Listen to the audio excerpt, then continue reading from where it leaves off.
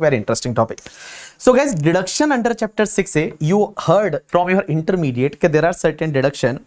So in the income tax, there are 5 head of the income. One is the salary income, after that house property, after that business and profession, capital gain, other sources. This is known as the gross total income. And guys, from gross total income, you can claim the deduction under chapter 6A, and after claiming deduction, whatever remaining that is known as the net taxable income, or I can say that the total income. So remaining is called your net taxable income or total income. So this is the deduction under chapter 6A. Now always remember one thing. Guys, your deduction under chapter 6A that is restricted to GTI. That is restricted to GTI. It means, for an example, suppose my GTI is 1,20,000. 1,20,000 is my GTI, but my deduction under chapter 6A is suppose 1,60,000. Now deduction is 1,60,000. So can I claim the 1,60,000 as deduction, and can I show the NTI as a minus 40,000? Answer is no. Answer is no. Here guys, the deduction under chapter 6A that deduction under chapter 6A is restricted to the 1,20,000 only, and my net taxable income will be nil. Now question is that, sir, you are saying that deduction under chapter 6A is 1,20,000, but actually our deduction was 1,60,000. So question is that, can 40,000 deduction can we carry forward? 40,000 deduction, that 40,000 rupees deduction, can we carry forward? Answer is no. That 40,000 deduction cannot be carry forward. So here guys, that 1,60,000 is a deduction, but 1,20,000 I can claim the deduction. Excess deduction of 40,000 can I carry forward and claim in the next year? Answer is no, that is not allowed. So whatever excess deduction that is going to be lapse. It is not allowed to be set up and carry forward in the next year. It is not allowed. In the current year, you have to set up it. Means current year you claim the deduction. Otherwise, it is going to be lapse. Now next part. Guys, always remember this deduction is not allowed to be claim against any special rate of income. A special rate of income means, you know that long-term capital gain is taxable at the rate 12% or 12.5% or 20%. Suppose there is a long-term capital gain 112A that is taxable at the rate 10% or 12.5%.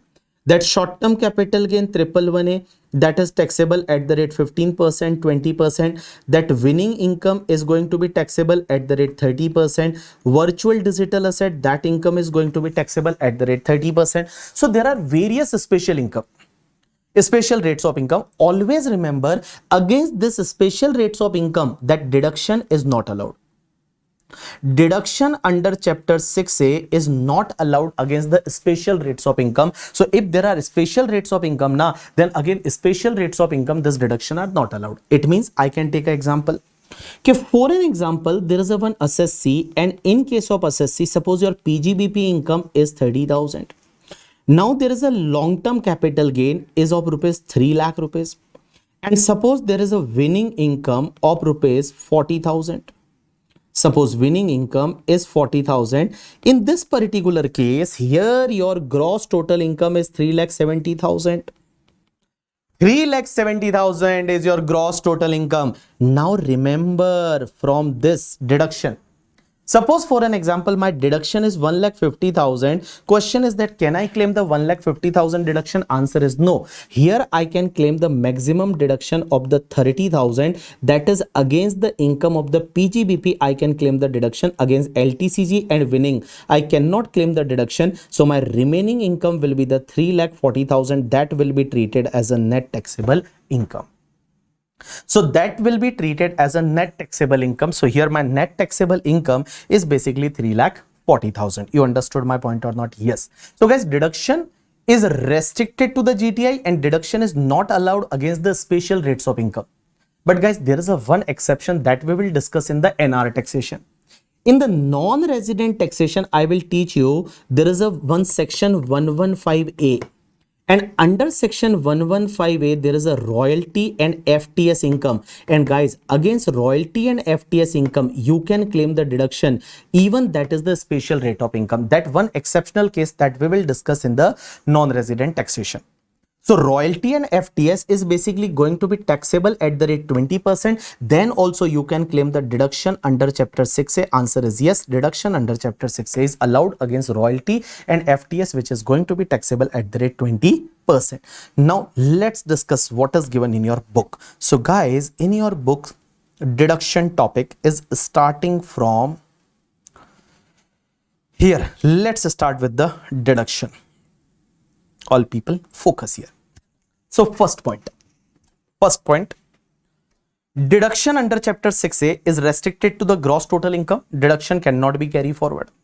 Now deduction under chapter 6A is not allowed against the LTCG, LTCG 112, STCG 111A and special rates of tax of income. Now guys, deduction are of two type of the deduction. One is the payment based deduction, one is the income based deduction. So first we will discuss about the payment based deduction. Payment based deduction means if you made the payment, you will claim the deduction. Means if you do the expenditure, if you paid the amount, then you will claim the deduction. Example is life insurance policy insurance premium. So life insurance policy premium is called payment based deduction. Answer is yes. Or mediclaim is a payment based deduction. Donation is a payment based deduction. So this is called payment based deduction. Now guys, there are certain income based deduction. Income based deduction means like AT, TTA, TTB. AT, TTA is allowed against the saving bank interest and all. So that we will discuss. So that is called your income based deduction. So let's start with the payment based deduction. And guys, in the payment based deduction, there is a one section, that is the section ATC. ATC is talk about the specified investment. Now specified investment, this section says that if individual and HUF, guys, this deduction ATC is available to individual and HUF, and individual HUF means either that individual HUF is a resident or non-resident. This deduction is allowed. So ATC deduction is allowed to the individual or HUF, and either you are a resident or a non-resident, you can claim the ATC deduction.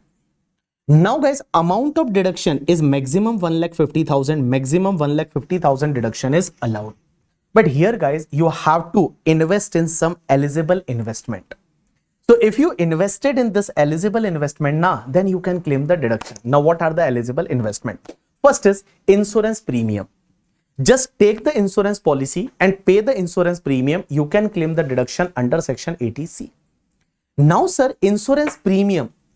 But insurance policy should be taken on name of the. So here guys, for the individual, that insurance policy should be taken either in the name of that individual himself or a spouse or children, then he can claim the deduction. So in simple word, if I take my example, I am an individual. So guys, if I pay the insurance premium, life insurance premium, that life insurance premium, policy premium, then life insurance policy should be either in the name of myself or my spouse or my children. Now guys, here that spouse, children and all, either dependent or not dependent, that is not written. So examiner may give you some, like, you know, that confusing point, like a life insurance policy is taken in the name of the children and that son is not dependent. Even that son is not dependent. Here a deduction is allowed. Answer is yes, because here they use the word children only. Examiner may confuse you and he may give, okay, that children is a married child. Married child, age is 35 years and policy is taken in the name of the married child. Is deduction is available? Answer is yes, it is available, because here it is not written that married, unmarried and all. So in simple word guys, life insurance premium is paid, life insurance policy premium is paid by the individual in the name of himself or spouse or children, then deduction is allowed. And guys, if HUF take the policy in the name of the any member, then deduction is allowed. But guys, remember that in case of the life insurance policy premium, there is a certain limit of the premium. Means if policy is taken on or before, policy is taken before 1st April 2012, that we have discussed in the capital gain also when I was explaining the ULIP point and all. So I have explained this point there also, okay, policy taken before 1/4/2012, then there was a premium limit. Limit was 20% of the policy value.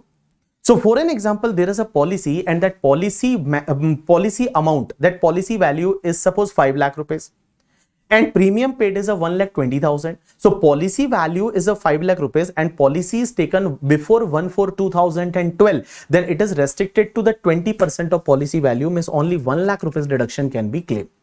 So here guys, if policy is issued before 1/4/2012, then deduction will be the premium paid or 20% of policy value, whichever is lower. If policy is issued on or after 1/4/2012, then guys, this limit is a premium paid or 10% of policy value, whichever is lower. And guys, if policy is taken on or after 1/4/2013 for the person with the disability or a person suffering from the specified disease. So either that person is a handicapped or that person is suffering with the specified disease. Specified disease means that this is mentioned under section 80 DDB that we will discuss later. So guys, a person is a handicapped and policy is taken in the name of that handicapped person on or after 1/4/2013, then limit is the whatever premium paid or 15% of policy value, whichever is lower. That much deduction can be claimed under section 80C. So 80C deduction is allowed to the individual and HUF. Here 80C maximum limit is a 1,50,000. First eligible investment is a very common investment, that is life insurance policy premium. Now life insurance policy premium, there is a limit. A policy taken before 1/4/2012, then that limit is a 20% of policy value. A policy taken on or after 1/4/2012, then that limit is a 10% of policy value, and policy taken on or after 1/4/2013, in name of the handicap, then guys, this limit is a 15% of policy value.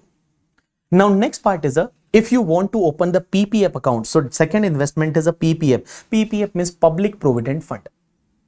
And public provident fund is basically government provident fund, and individual can take the PPF in the name of himself or spouse or children, or HUF can take the PPF in the name of the any member. So guys, here individual can take the PPF in the name of the himself or spouse or children, and HUF can take the PPF in the name of the any member. Now after PPF, next is you know that if you are an employee, then employee used to contribute towards the statutory provident fund or recognized provident fund or approved gratuity fund and all, or approved superannuation fund. So guys, here they are saying that if employee contribution towards the statutory provident fund or recognized provident fund or approved superannuation fund, then employee can claim the deduction under section 80C. So here we have discussed the three investment. One is the life insurance premium, second is a public provident fund, third is the employee contribution towards the SPF or RPF or ASF. SPF means statutory provident fund, RPF means recognized provident fund, and ASF means approved superannuation fund. Now next point is related to the NSC. NSC means National Savings Certificate. So guys, our government issue the National Savings Certificate NSC. So if you invest in the NSC, you can claim the 80C deduction. But one more interesting point, if there is an interest accrued on the NSC, then on that interest also you can claim the deduction. It means, for an example, suppose today in the previous year 24-25, I have invested 1 lakh rupees in the NSC. I have invested 1 lakh rupees. So on this 1 lakh rupees, can I claim the deduction under section 80C? Answer is yes, 80C deduction is available. Now guys, what happened in the next year, in the previous year 25-26, suppose there is an interest on NSC is a 7,500 is interest on NSC, interest accrued. So this interest first will be taxable under income from other sources. And guys, against this interest, I can claim the deduction under section 80C also. So in case of the NSC means National Savings Certificate. So in case of NSC, if you invest in the NSC, you can claim the deduction under section 80C. Now in the next year, suppose for an example, on the NSC, there is an interest of 7,500 rupees. So that interest of 7,500, so that 7,500 interest first will be taxable under income from other sources, and against that interest you can claim the deduction under section 80C. So against interest also you can claim the deduction against under section 80C. You got my point or not? Yes. Now next point. Suppose if there is a repayment of any loan taken from bank or financial institution for the purchase or construction of the house property. So guys, here this point is related to the repayment of the loan. Repayment of the loan means obviously your principal repayment. Hey guys, for an example, suppose if you have taken any housing loan, suppose if you have taken any housing loan, then in case of the housing loan, whenever you pay, there will be a two component. One is the interest component and one is the principal component. One is the interest and one is the principal. Now guys, that interest component deduction will be allowed under section 24B of the house property, and principal component deduction will be allowed under section 80C. So if you have taken the housing loan, and guys, housing loan is repaid, then there are two components. One is the interest, one is the principal. So interest component deduction is allowed under section 24B in the house property, and principal component deduction is allowed under section 80C. Now one more point guys.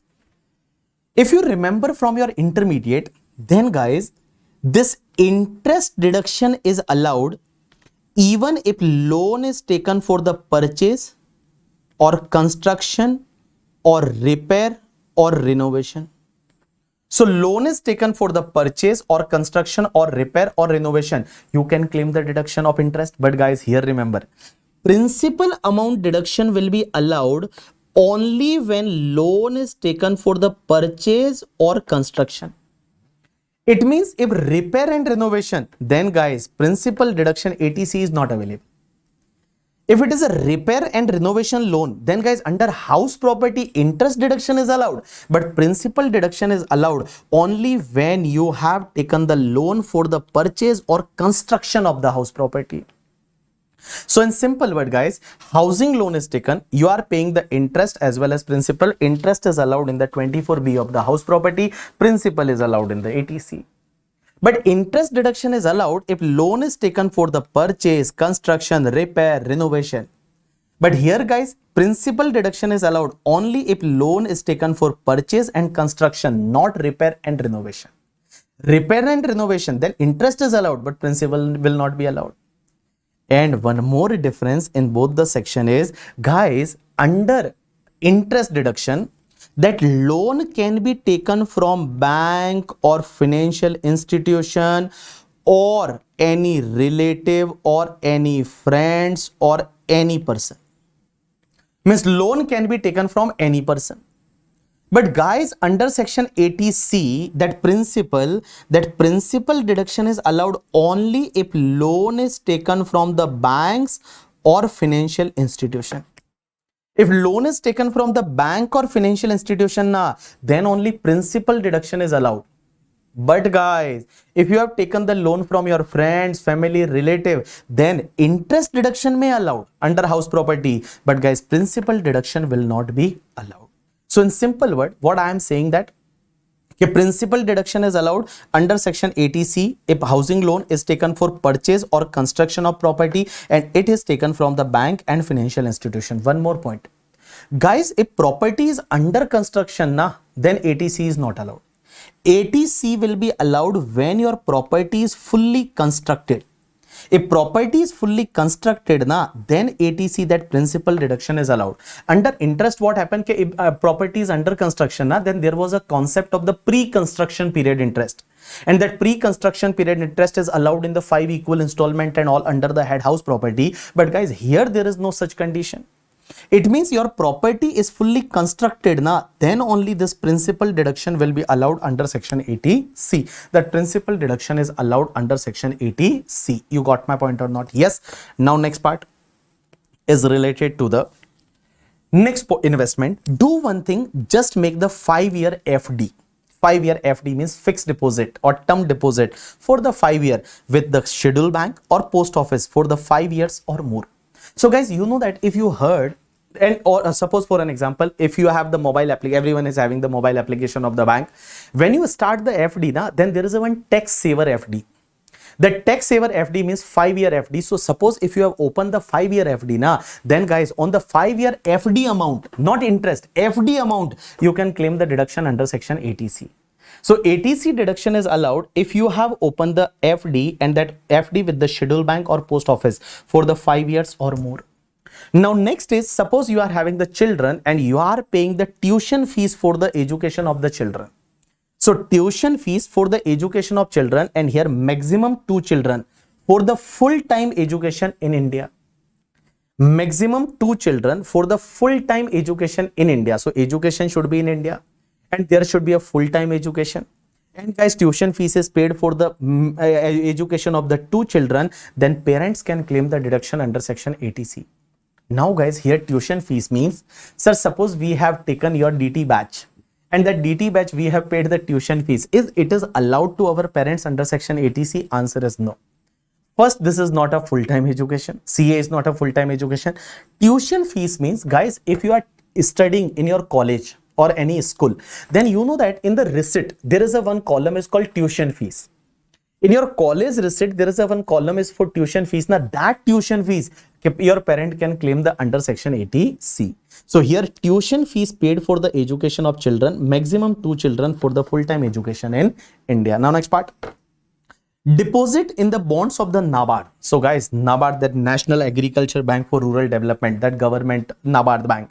So if you purchase the any notified bonds of the NABARD, you can claim the deduction under section 80C. Next part is a deposit in the senior citizen saving scheme. So for the senior citizen, there is a separate scheme that is called senior citizen saving scheme. So senior citizen saving scheme, if you invest, you can claim the deduction. Next part is a contribution towards the ULIP. ULIP is a unit linked insurance policy. This is the life insurance policy only. So if you invested in the ULIP, that is unit linked insurance policy, you can claim the deduction under section 80C. Now next part. Suppose if you purchase the notified units of the mutual fund or UTI, notified units. So under mutual fund and UTI, there are certain notified units which are notified for the purpose of section 80C. So if you purchase the notified units of mutual fund UTI, you can claim the deduction. Or notified pension scheme of UTI mutual fund. Notified pension scheme of the UTI mutual fund, then you can claim the deduction under section 80C. Now next part is a deposit in the Sukanya Samriddhi account scheme. Sukanya Samriddhi account scheme. So guys, in India, you know that there is a one scheme is called Sukanya Samriddhi account scheme for the girl child. So suppose in your family there is a girl child, then in the name of girl child, you can open one account that is called Sukanya Samriddhi account. And under Sukanya Samriddhi account, you know that whatever you have deposit, you can claim the deduction under section 80C. And guys, interest is also exempted under Sukanya Samriddhi scheme. Now, whatever interest is paid by the bank, that is totally exempted. That Sukanya Samriddhi account scheme, whatever interest, that interest is also totally exempted, but this is open in the name of the girl child. So here, this Sukanya Samriddhi account scheme for any girl child of an individual or a girl child for whom such individual is a legal guardian. So either, suppose for an example, like parents invested in the name of the girl child, or suppose for an example, like any girl child, any person is a legal guardian for that girl child, and that legal guardian invested in the Sukanya Samriddhi account scheme, then they can claim the deduction under section 80C. Now next part is a stamp duty or registration fees for acquiring the house property. So guys, whenever you purchase the house property, so at the time of the purchase the house property, you pay certain registration fees. In Maharashtra, there is a registration fees amount is a 30,000. If you purchase any property, then there is a registration fees of 30,000. And there is a stamp duty also at the time of registration for purchasing the property. So at the time of the registration in Maharashtra, there is a 6% stamp duty. So guys, this stamp duty and registration fees of the house property, you can claim the deduction under section 80C. Now next part. Suppose if there is an employee of the central government employee, and he contributed to the specified account of pension scheme referred to in section 80 CCD. 80 CCD we have not discussed till now. For the fixed period of the 3 year or more under the NPS Tier 2.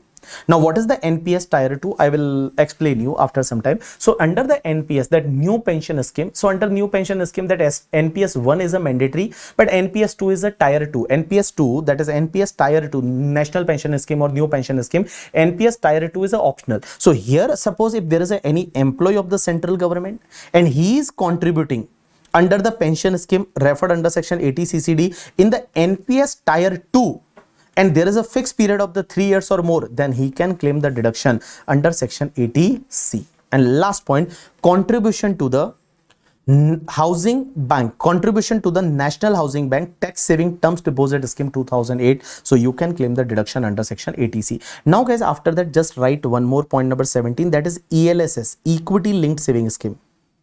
ELSS. ELSS is Equity Linked Saving Scheme. You can write one more, ELSS, that is Equity Linked Saving Scheme.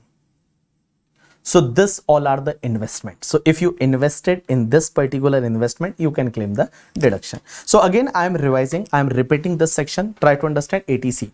Now guys, 80C section, 80C, 80C, 80C, 80C. 80C is available to the individual and HUF. Now maximum deduction is 1,50,000. Now what are the eligible investment? First is a life insurance policy.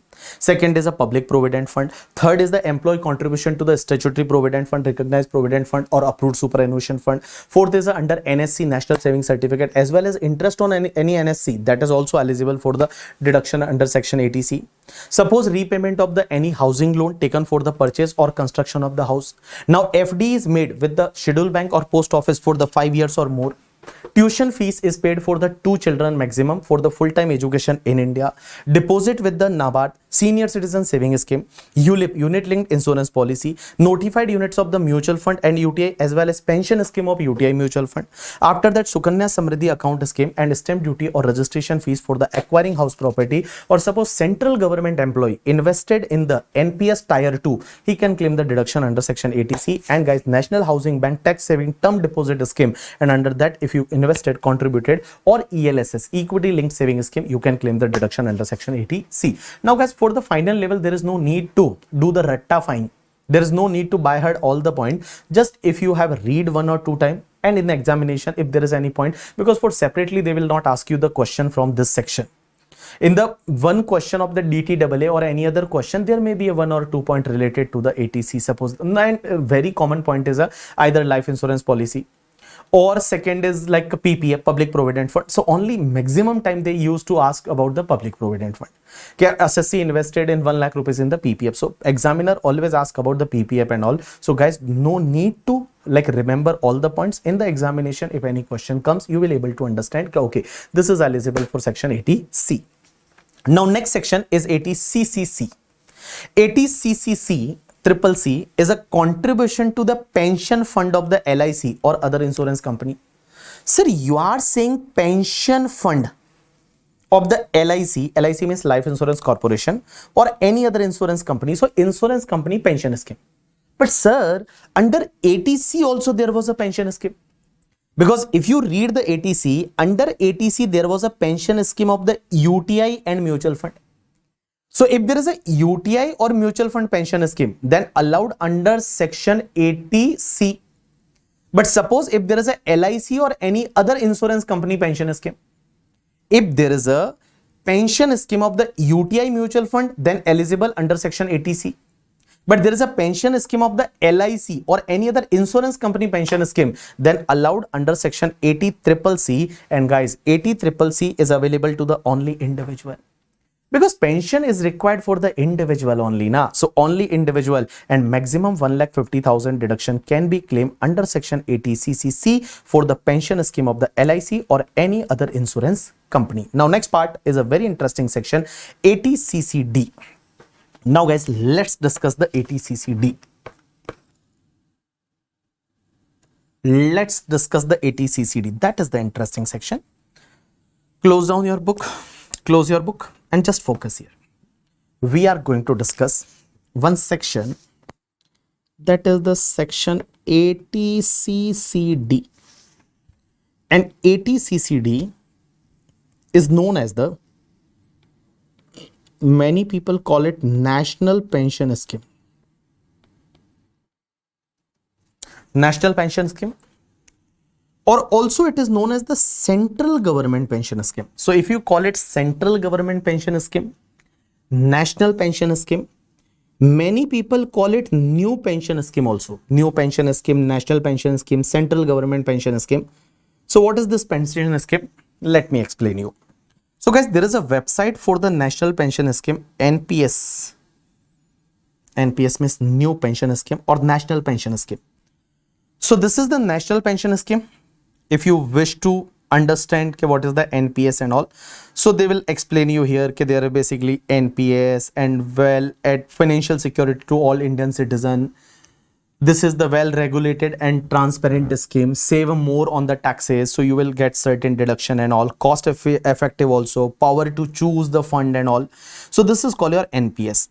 Now who can invest in the NPS? So NPS guys between 18 years to 70 years can join this NPS. Easy and multiple registration option from Aadhaar or DigiLocker you can register. Open tier 1 pension account or tier 2. Tier 2 is basically add-on. That is the basically add-on investment. That is the optional. Tier 1 means without one you cannot open the two, but only if you required one then you can have the tier 1 pension scheme. Tier 2 is not required. Okay, so let's discuss about the NPS. Okay, what is the NPS and all? Know your retirement need and all. So this is the website of the NPS. Now let me explain you from the taxation perspective okay, how deduction and all will be available. So try to understand guys. There is a one company, suppose in our batch there is a one student, that student name is Vishakha. So here is Vishakha. Now suppose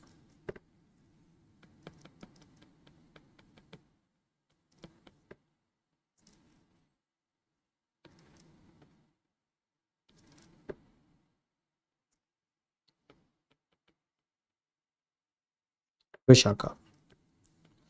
Vishakha is an employee, and suppose Vishakha working with one company, name is a HUL. HUL means Hindustan Unilever Limited. Vishakha HUL give very good salary, yeah? Like many time HUL give 25 lakh rupees package, 30 lakh rupees package. So Vishakha is an employee and Vishakha is working with the HUL. HUL means Hindustan Unilever Limited, and this HUL is basically employer. Huh? Try to understand. HUL is an employer and Vishakha is an employee. Now guys, what happened? Under NPS, here there is a NPS. So NPS, new pension scheme or national pension scheme. Under NPS, employer also contribute for the benefit of the employee. Now for an example, for the Vishakha, annual salary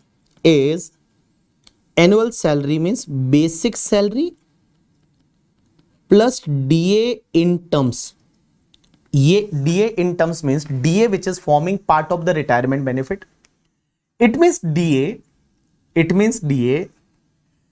which is forming part of the retirement benefit means DA which will be considered for the calculation of retirement benefit. That is called DA in terms. In intermediate, if you remember, so DA was of the two type. One was the DA in terms and one was DA not in terms.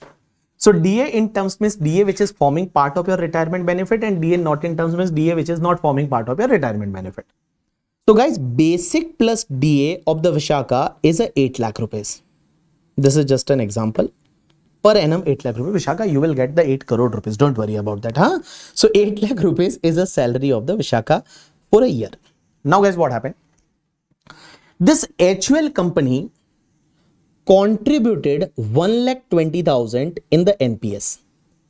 So HUL company contributed 1,20,000 per annum in the NPS. Company contributed 1,20,000 in the NPS.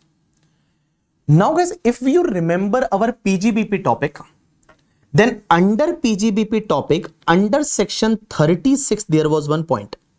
Under section 36, there was one point. And under section 36, whenever employer contribute towards the new pension scheme, national pension scheme, central government pension scheme towards the employee, then employer can claim the deduction.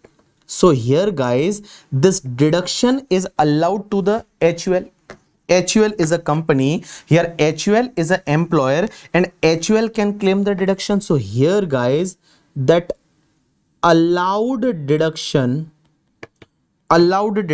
is whatever contribution made by HUL or 14% of salary if you remember, I have mentioned that till last year there was a 10% of salary here, but this is amended. Now it is a 14% of the salary. So whatever contribution by the employer or 14% of salary, whichever is lower, that much deduction is allowed to the employer. So guys, here I can say that they have contributed 1,20,000 and salary multiply by 14%. So 8 lakh rupees is a salary multiply by 14%. So here guys, 8 lakh multiply by 14%, it comes to the 1,12,000. This 1,12,000 is basically deduction allowed to the employer in the P&L debit side.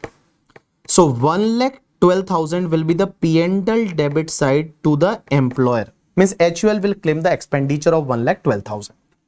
Now guys, remember, when HUL contributed 1,20,000 towards the Vishakana, then guys, this 1,20,000 is treated as benefit for the Vishaka. Because when HUL, employer contributed for the purpose of Vishaka, because ultimately from the NPS, Vishaka will get the benefit, na? From the NPS, Vishaka will get the benefit. So obviously, like here, HUL contributed 1,20,000 from their pocket for the purpose of benefit of the Vishaka. So guys, total 1,20,000 will be taxable in hands of the Vishaka under the head salary. Under the head salary, so here can I say that 1,20,000 rupees is a taxable in hands of employee under salary. So under salary, that 1,20,000 is taxable in hands of employee. So what we have discussed till now, we have discussed the two treatment. One is whenever any employer contribute for the purpose of employee under the NPS, then employer is eligible to claim deduction under section 36. And under section 36, there is a one limit. Deduction is allowed contribution or 14% of salary, whichever is lower. And here guys, 1,12,000 is a lower. So 1,12,000 is allowed to the employer in the P&L debit side. Now when employer contributed for the purpose of employee, then obviously it is taxable in hands of the employee. In hands of the Vishaka, there is a shock laga, shock laga, shock laga, shock laga. There is a shock laga. So here Vishaka shock laga, shock laga. So in hands of Vishaka, there is a 1,20,000 that is taxable in hands of Vishaka under the head salary. Now guys, suppose Vishaka also contributed from her own pocket. Like this 1,20,000 is contributed by employer, but Vishaka also contributed from her own pocket. So suppose Vishaka own contribution in the NPS is 1,20,000. Suppose, so in the 1,20,000 is contributed by Vishaka and 1,20,000 is contributed by HUL. So there is a basically total contribution is 2,40,000 in the NPS. But here whatever employer contributed, that will be taxable in hands of Vishaka under the head salary. Now guys, let's discuss about the deduction. So guys, under section, all people pay attention, under section 80 CCD, there are certain deduction. So under section 80 CCD subsection 1, under section 80 CCD subsection 1, and under section 80 CCD 1 says that whatever contribution made by employee can claim the deduction. Whatever contribution made by employee can claim the deduction. So here under section 80 CCD, whatever contribution of employee means employee contribution, and guys here limit is at 10% of salary. So either employee contribution or 10% of salary, whichever is lower, that much employee can claim the deduction under section 80 CCD 1. So under 80 CCD 1, here Vishaka contributed 1,20,000. So guys, here 1,20,000, it is 12,000, 1,20,000. So here Vishaka contributed, employee contribution is 1,20,000. And guys, here 10% of salary means salary is a 8 lakh rupees multiplied by 10%. So it comes to the 80,000 rupees. So here can I say that here 80,000 rupees deduction is allowed to Vishaka under section 80 CCD 1. So under section 80 CCD 1, deduction is allowed to employee for the employee own contribution or 10% of salary, whichever is lower.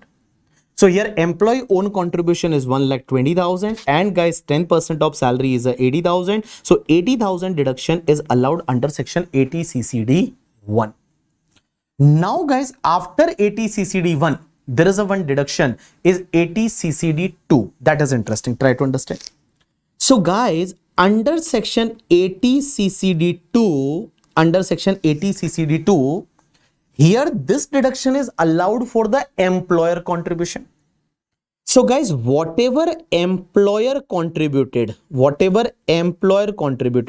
guys, whatever employer contributed, first it is already taxable in hands of employee. Employer HUL contributed 1,20,000. So first it is already taxable in hands of the Vishaka. Now Vishaka can claim the deduction under section 80 CCD 2. And how deduction is allowed under section 80 CCD 2? So guys, here employer contribution or 10% of salary, whichever is lower. So here employer contribution is basically 1,20,000 and guys 10% of salary comes to the 80,000. So here deduction is allowed is 80,000 under section 80 CCD 2. But guys, there is a one amendment. And that amendment says that under section 80 CCD 2, instead of 10%, you will consider the 14% in two cases. You will consider the 14% in case of two cases. One is if there is a central government or state government employer. Suppose employer is a central government or state government employer, then you will claim deduction under section 80 CCD 2 at the rate 14% instead of the 10%. And second is guys, suppose if employee is opting 115 BAC default taxation regime. And guys, when employee opting 115 BAC, then you know that any other deduction is not allowed, but 80 CCD 2 is allowed. So 80 CCD 2 is allowed, and here employee will claim the deduction at the rate 14% on the employer contribution. In the two cases, one is if there is a central government, state government employer, means employee is a government employee, or second is if employee opting 115 BAC default taxation regime, then employee can claim the deduction here 14%. So guys, here we are discussing from all the four corners. Try to understand what happened here. There is a one employee, name is a Vishaka. Employee is working with the HUL. Suppose employee salary is a 8 lakh rupees per annum. 8 lakh rupees per annum means basic salary plus DA in terms, that is 8 lakh. Now when employer contributed to the NPS, then employer can claim the deduction under section 36, whatever employer contribution or 14% of salary. Guys, here it is a constant 14%. There is no need to check that employee opted 115 BAC or not. No. Here guys, employer deduction under the P&L debit side is a contribution, employer contribution or 14% of salary, whichever is lower. Now guys, when employer claim the deduction here, that is contribution or 14% of salary. Now this amount, that total 1,20,000 first will be taxable in hands of the employee under the head salary. Now guys, employee also contributed from his pocket is a 1,20,000. So on this own contribution, employee can claim the deduction under section 80 CCD 1, that is employee contribution or 10% of salary. Here it is always 10%. Because if you opt 115 BAC, then this is not allowed. If you follow 115 BAC, then it is not allowed at all.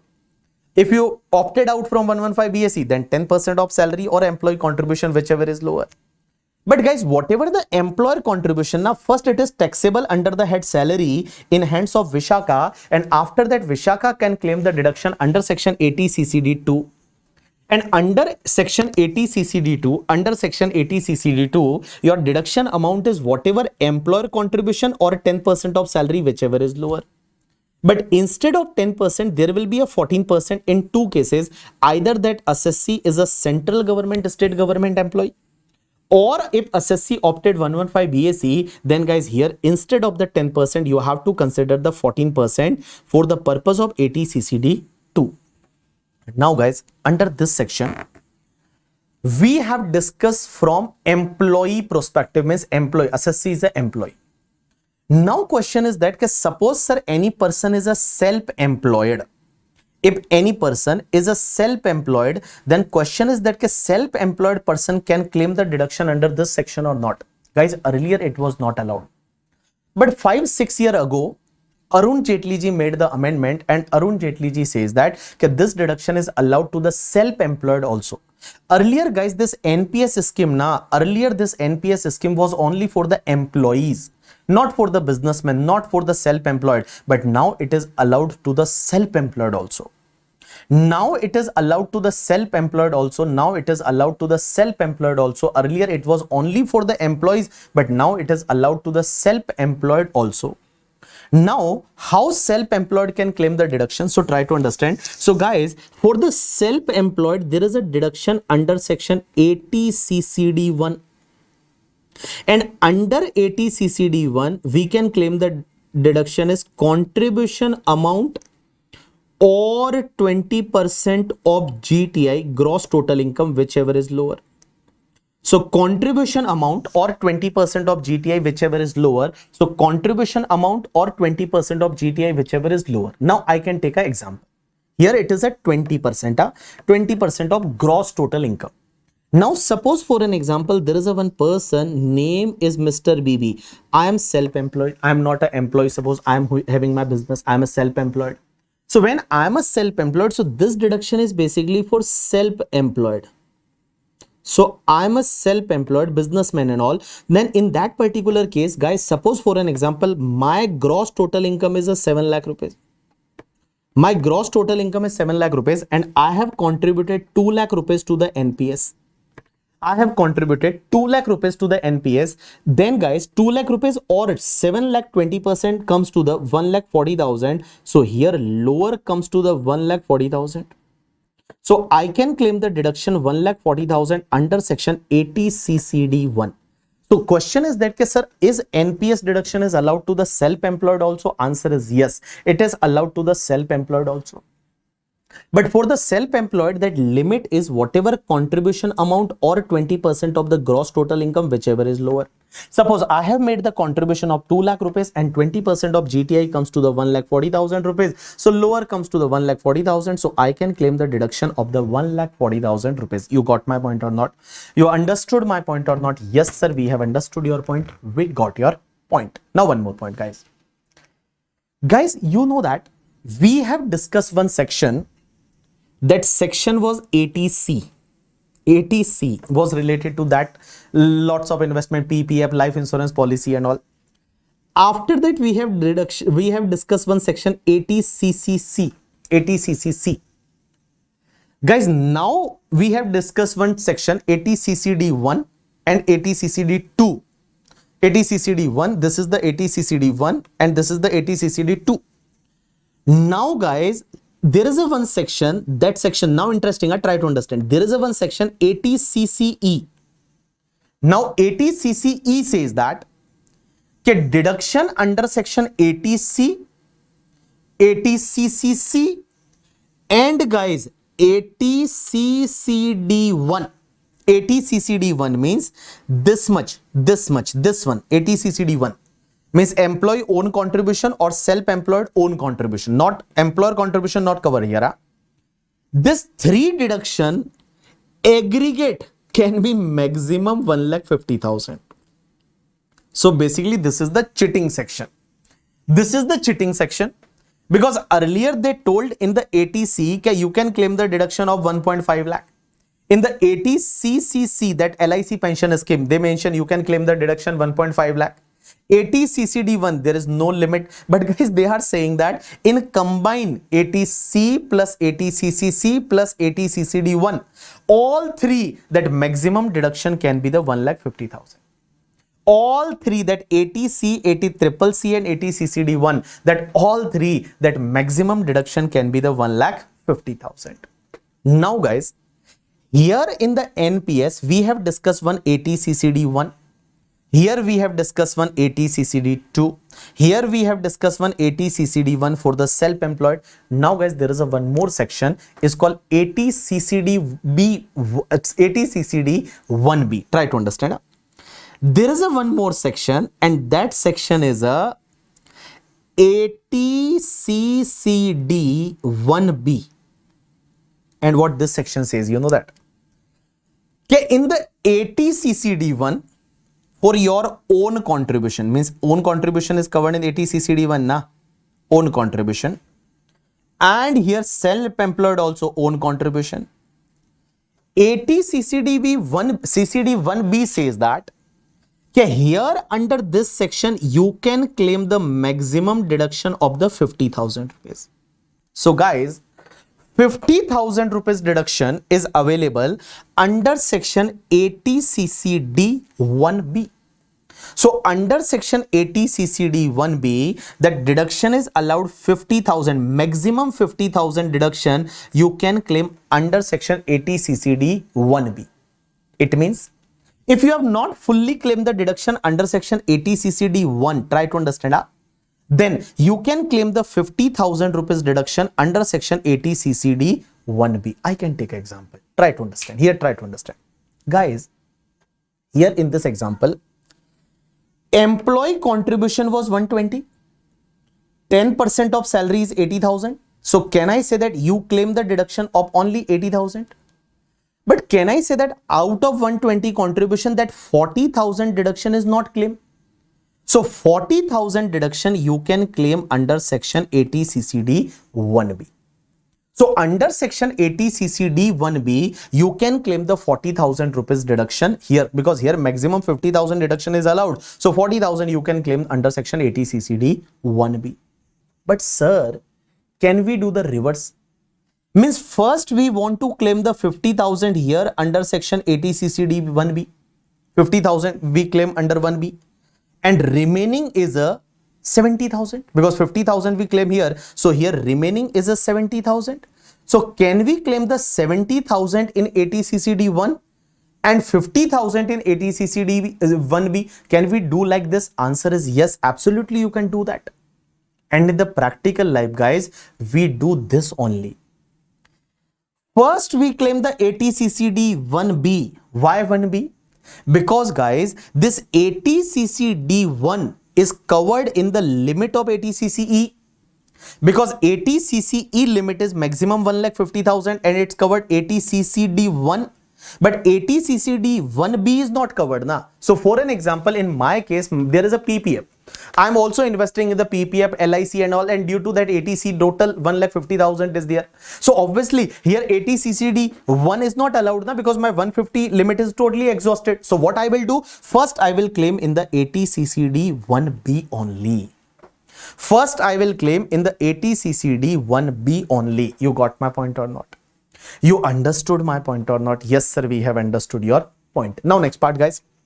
Suppose in the second example, I am a self-employed. I have contributed 2 lakh rupees, but deduction claim is a 1,40,000. Now excess is a 60,000. 60,000 deduction not allowed. So can I claim here 50,000 in 1B? Answer is yes, 50,000 I can claim in the 1B. Or in the reverse case, 50,000 first I will claim here and remaining is a 1,50,000. So obviously here 1,50,000 if I write, then also 1,40,000 will be allowed under section ATCCD1. You got my point or not? Yes. So we have discussed the ATCCD1B. ATCCD1B is available on your own contribution by the employee or the self-employed, and it is allowed maximum 50,000. So on the own contribution, if you have not claimed the deduction in ATCCD1 on that amount, then you can claim the maximum 50,000 deduction under section ATCCD1B. You got my point or not? You understood my point or not? Yes sir, we have understood your point. One more point, guys. Remember, in the NPS account, whenever you open the NPS account, then guys, and sir, question is that can we close the NPS account? Answer is yes, you can close the NPS account. But if you close the NPS account, then guys, whatever amount you received, then 40% will be taxable and 60% will be exempt. So it is like a agriculture income, that tea business, 40-60, so it is like that. So whenever you close the account, and guys, if you close the account and if you received any amount from the NPS now, then 40% amount will be taxable and 60% amount is going to be exempted. So 40% taxable and 60% is exempt. One more point. Guys, suppose for an example, if account is closed at the time of the death, means suppose if there is a death, and guys, if at the time of death account is closed, because in NPS, suppose for an example, one person, there is a death and his NPS account is closed, and whatever amount is received now, then that amount is fully exempted, that is not taxable at all. Now guys, this NPS is a new scheme. So government asked to the employee that whatever your recognized provident fund balance, RPF fund balance, or superannuation fund balance, if you wish to transfer to the NPS account, then you may transfer to the NPS account. There is no tax treatment at all. So whatever your like RPF fund account or superannuation fund, and this is the accumulated balance, if you wish to transfer to the NPS account, you can transfer. There is no need of any tax and all at the time of transferring from the RPF or superannuation to the NPS. Now one more point. Sir, question is that can we partially withdraw the amount or not? One closer option is there, but in the closer 40% will be taxable, 60% is exempt. But suppose sir, we don't want to close the account, but we just want to partially withdraw the amount. Can we do that? This is allowed to the employee. If you are the employee, then you can withdraw the partial amount from the NPS. And guys, in the partial withdrawal, whatever your contribution out of that 25% can be withdrawn tax free. It means there is a one employee. It means one employee, and employee is suppose like contributed to that NPS account is 10 lakh rupees. So 10 lakh multiplied by 25% comes to the 2,50,000. So 2,50,000 rupees can be withdrawn without tax. So employee contributed to 10 lakh rupees. So out of the 25% can be withdrawn without any tax. So guys, here 25% can be withdrawn without any tax implication. So this point says in case of the partial withdrawal from the NPS by employee, payment shall be exempt up to 25% of contribution made by him, but fully taxable for the non-salaried employee. Done. So this is the completion of your section 80CC-D. Now guys, one more section we will discuss, and after that we will take one break. So 80CCH. Now guys, this section is introduced by the last year only by the Finance Act 2023 with effect from assessment year 24-25, that is last year. Contribution to the Agnipath scheme. Now guys, you know that in the India, 2 years ago, they came with one scheme that is called Agnipath scheme, Agniveer. You heard about Agniveer? Means in our military, there is a huge military cost in India, you know that. So government want to cut that cost, and due to that, what government came with one scheme, only for 4 years, our military person will be employed for the 4 year only. So their job tenure will be for the 4 year, and after 4 year there will be a retirement. Some employee will be recruited permanently, otherwise there will be a retirement. That is called Agnipath scheme. Now guys, under this scheme what happened? What happened? Because suppose for an example, there is a one person, name is Mr. Ram. That Ram has joined the service of the government in the military and under the Agnipath scheme. And here it is a central government, because salary will be paid by the central government. Now guys, what happened? Here there is a Agnipath Corpus Fund. Agnipath Corpus Fund. Agnipath Corpus Fund. And under this Agnipath Corpus Fund, it is like a NPS only. It is like a NPS only. Just remember as a Agnipath Corpus Fund. So under Agnipath Corpus Fund, this Ram will also contribute, and this central government will also contribute. So central government will also contribute to the Agnipath Corpus Fund, and Ram will also contribute. Now guys, whatever contribution made by the central government, suppose central government contributed 80,000 rupees to the Agnipath Corpus Fund. So this 80,000 first will be taxable in hands of the Ram under the head salary. And suppose Ram is also contributed 80,000 to this Agnipath Fund, Corpus Fund. So now guys, what happened? Whatever contribution is made by central government, first it will be taxable in hands of employee, in hands of this military person under the head salary. And guys, after that, this Ram will claim the deduction under section 80CCH. And under 80CCH, there are two deduction, 80CCH1 and 80CCH2. 80CCH1 says that 100% of his own contribution. So whatever Ram contributed this 80,000 na, so this 80,000 is deductible under section 80 CCH1, and whatever government contributed, first it is taxable under the head salary, and after that Ram can claim the deduction under section 80 CCH2. So first it will be taxable under the head salary, and after that Ram can claim the deduction under section 80 CCH2. Here 100% deduction is allowed. So what this section says, try to understand. Eligible assessee. So guys, here eligible assessee is an individual assessee enrolled in the Agnipad scheme, subscribing to the Agniveer Corpus Fund on or after 1/11/2022. Now 80 CCH1 deduction is allowed. 100% of his contribution to the Agnipath Corpus Fund means employee contribution, 100% deduction allowed, and 100% of central government contribution to the Agnipath Corpus Fund. First it is taxable under the head salary, then employee can claim the deduction here. Now there is a section 10(12)(c). What section 10 clause 12(c) says? That any amount received by assessee or his nominee from the Agnipath fund is totally exempt. So whenever his assessee or his nominee will receive the any amount from this fund, na, that is totally exempted. And there is one note is given.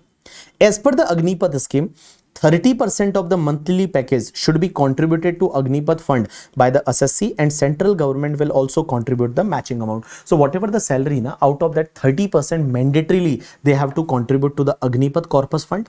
And guys, central government will also contribute the 30% to the Agnipath Corpus Fund. So in simple word, this section is for our military personnel, Agniveer. And Agniveer, what Agniveer will do? So Agniveer will also contribute to the Agnipath, that Corpus Fund. Government will also contribute. So whatever contributed by the government, first it is taxable in hands of that military personnel under income from salary.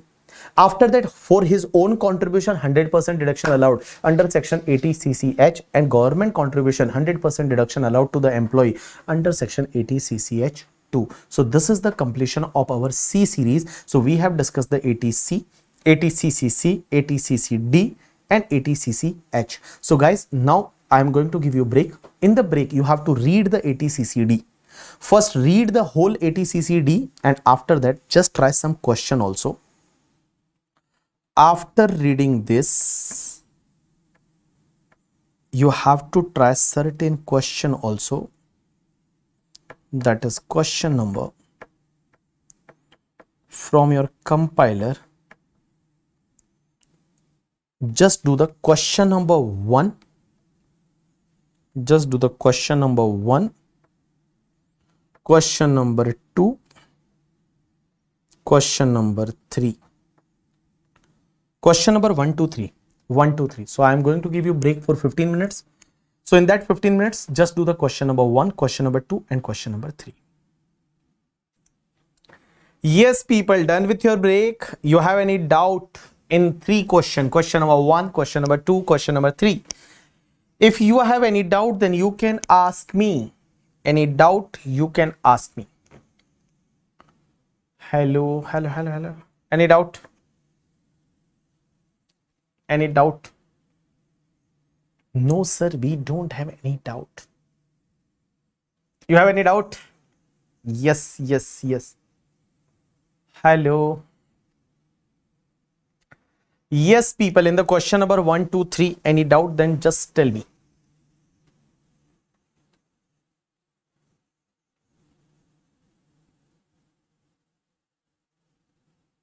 Haji. Done, sir. We don't have any doubt. No doubt, sir. All were easy question was there. Okay, so if you don't have doubt, then let's start with the another section. And guys, we are going to start with the another section. And let's start with the another section. That is the section number 80D. D series. So in the 80C series, we have completed like 4 section. 80C was specified investment, 80CCC, LIC or any insurance company pension scheme, 80CCD, that national pension scheme, and 80CCH, that is Agnipath, Agniveer scheme. Done. Now we are going to start with the 80D, and guys, 80D is basically your favorite section. 80D, Mediclaim. So 80D deduction is allowed if you paid the amount of medical insurance premium. So either medical insurance premium or central government health scheme, or preventive health checkup, or medical treatment. Now just focus here only. Yeah? Medical insurance premium, central government health scheme, preventive health checkup, or medical treatment. So medical insurance premium, preventive health checkup, central government health scheme, and medical treatment. Now what is this section? We will understand. Try to understand. Your focus should be here. Don't look into your book, just focus here, guys. This deduction is allowed only to individual and HUF. Means this deduction is allowed only to individual and HUF. Only to individual and HUF means not to company, partnership, firm, and no. Only to individual and HUF. Now guys, this section says that, okay, this deduction is allowed to individual and HUF, but sir, this medical insurance premium and all should be paid in the name of medical insurance policy, that mediclaim should be in the name of. So in case of individual, either that mediclaim is in the name of himself or herself, or guys spouse, or guys dependent children. Here again children, that dependent word is written here, like a dependent children word is written. And guys, next is a for the parents. So that mediclaim should be taken in the name of the himself or spouse or dependent children or parents, then deduction is allowed. So under this section, deduction is allowed to the individual. And guys, deduction is allowed if health insurance policy that mediclaim is taken either for himself or spouse or dependent children or parents. Now guys, in the life insurance policy, that parents was not there. In the life insurance policy is only for assessee, spouse and children. That dependent word also not written there. But in the mediclaim, that health insurance policy, guys, here policy should be either in the name of yourself or spouse or dependent children or parents. Here parents is also written. And guys, against here parents may be dependent, non-dependent, senior citizen, non-senior citizen, all parents will work here. So it means here parents, they have not written here dependent and all. Okay, so dependent word is used only for the children. So here deduction is allowed if mediclaim is taken in the name of yourself or spouse or dependent children or parents. Now guys, try to understand. And for the HUF, this deduction is allowed if policy is taken in the name of any member.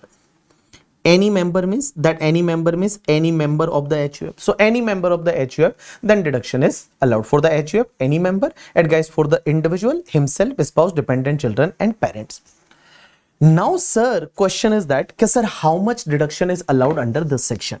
So remember, suppose assessee is an individual now. If assessee is an individual, then guys, for the individual himself, if assessee is an individual, then guys, for the individual himself plus spouse plus dependent children, all three in the aggregate of three, himself, spouse and dependent children, guys, maximum deduction is allowed is 25,000. Here maximum deduction is allowed is 25,000 for the himself, spouse and dependent children. Maximum deduction allowed is 25,000. But remember, if out of himself or spouse, if they are the senior citizen, means any one out of these three is a senior citizen, then guys, in case of senior citizen, this limit will be additionally available, means extra limit is available of rupees 25,000. It means guys, total deduction will be allowed, maximum deduction can be allowed is 50,000. So suppose for an example, if I'm a senior citizen and I'm taking the health insurance policy for the myself or my spouse is senior citizen, in that case guys, this limit will be increased by 25,000, means there is an extra 25,000 limit. So total deduction can be the 50,000 in case of himself, spouse or dependent children if anyone is a senior citizen. Now guys, in this section for the parents, there is a separate limit. For the parents, there is a separate limit because government also want that for parents, you should take the health insurance. So for the parents, there is a separate limit. And guys, for the parents, there is a separate limit of maximum 25,000. For the parents, there is a separate limit of 25,000. And guys, if parents is a senior citizen, then guys, here also that limit will be extra, means additional limit will be the 25,000. So it means guys, total will be the 50,000. Here 50,000 deduction will be allowed. Here 50,000 deduction will be allowed for the parents also. Parents maximum 50,000. So what I am saying that try to understand. Guys, here what is the limit? So in case of the individual, for the himself, spouse and dependent children, means for this three, aggregate limit is 25,000. For the parents also, there is a limit separately 25,000. But guys, suppose a person is a senior citizen. Senior citizen means resident individual age 60 years or more. In that particular case, if suppose out of himself or spouse, if any person is a senior citizen, then this limit will be available additionally 25,000. So here total limit is a 50,000. Or suppose anyone from the parents is a senior citizen, then guys, this limit additionally will be 25,000 and total is a 50,000. You got my point or not? Yes. Now one more point. All people try to understand. In case of the HUF, if HUF is taking the health insurance policy for the member, then HUF also eligible to claim the deduction of maximum 25,000. But guys, suppose for an example that member is a senior citizen, then in case of the senior citizen member, HUF can claim the additional 25,000 also. So maximum limit here also is a 50,000 in case of the senior citizen member. Okay guys, now one more point. Many times here what I am saying that amount should be paid either for the medical insurance premium, or central government health scheme or preventive health checkup or medical treatment. But guys, medical treatment deduction is not available for anyone, everyone. Here what happened, for an example guys, if out of the himself, spouse or parents, if any person is a senior citizen, suppose any person is a senior citizen, and guys, nowadays what happened in case of the senior citizen, many time that insurance policy, Star Health and health insurance policy, they don't give the insurance. In case of the senior citizen, because insurance company know that in case of senior citizen, if we will give the insurance, then there will be a loss to the insurance company.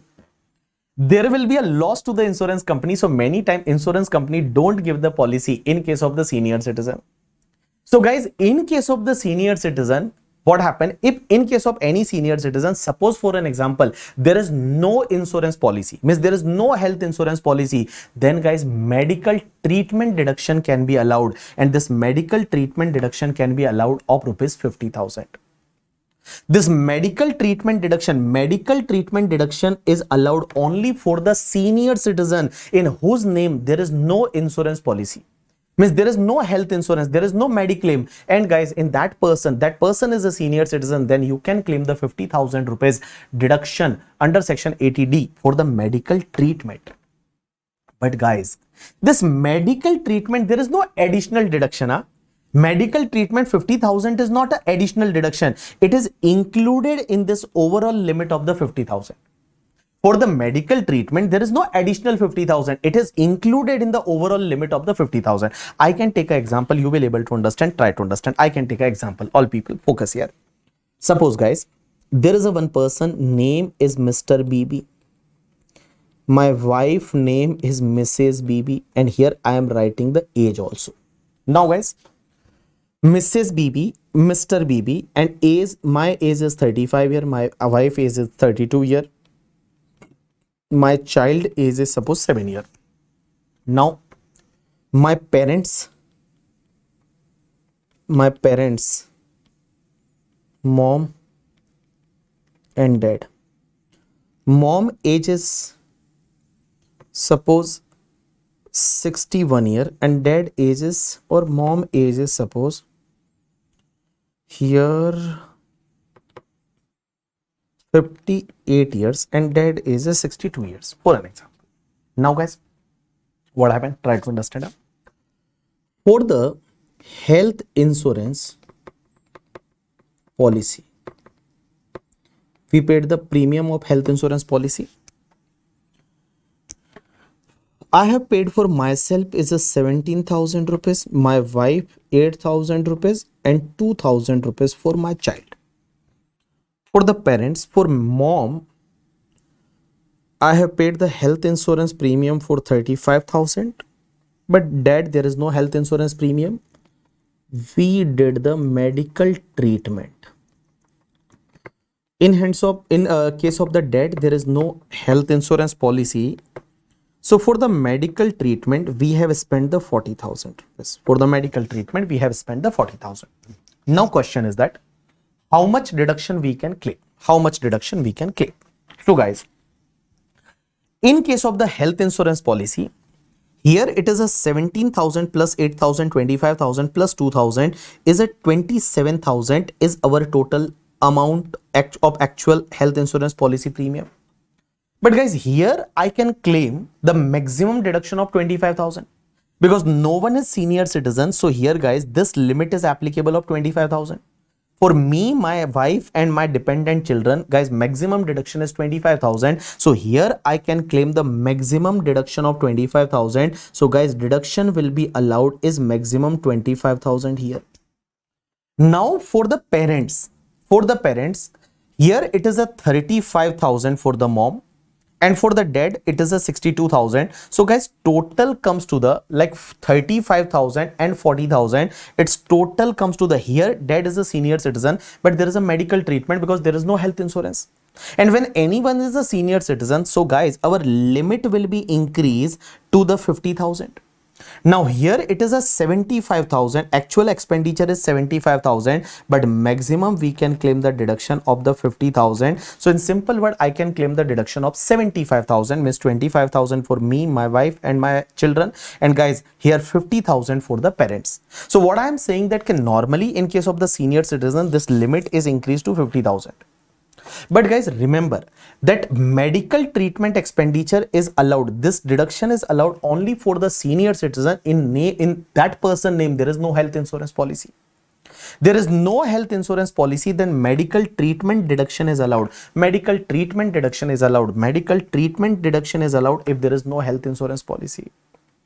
And guys, medical maximum deduction is 50,000, but 50,000 is not an additional 50,000. It is included in the overall limit of the 50,000. It is included in the overall limit of the 50,000. So here it is allowed as 50,000. One more point, guys.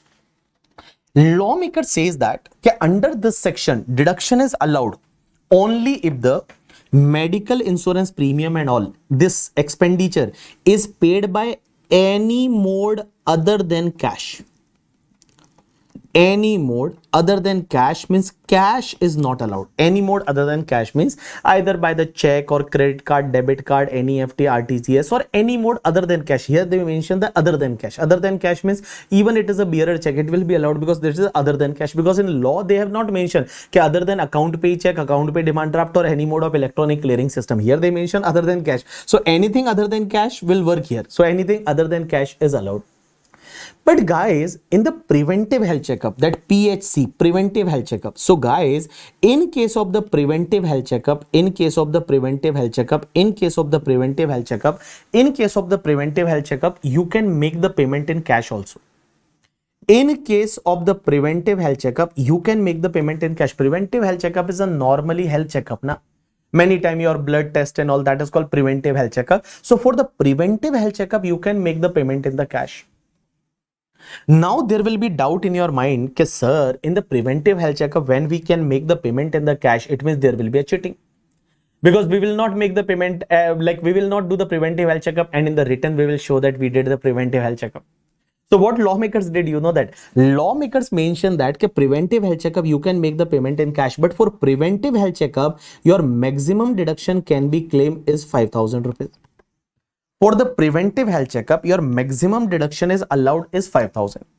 For the preventive health checkup, your maximum deduction is allowed is 5,000, not more than that.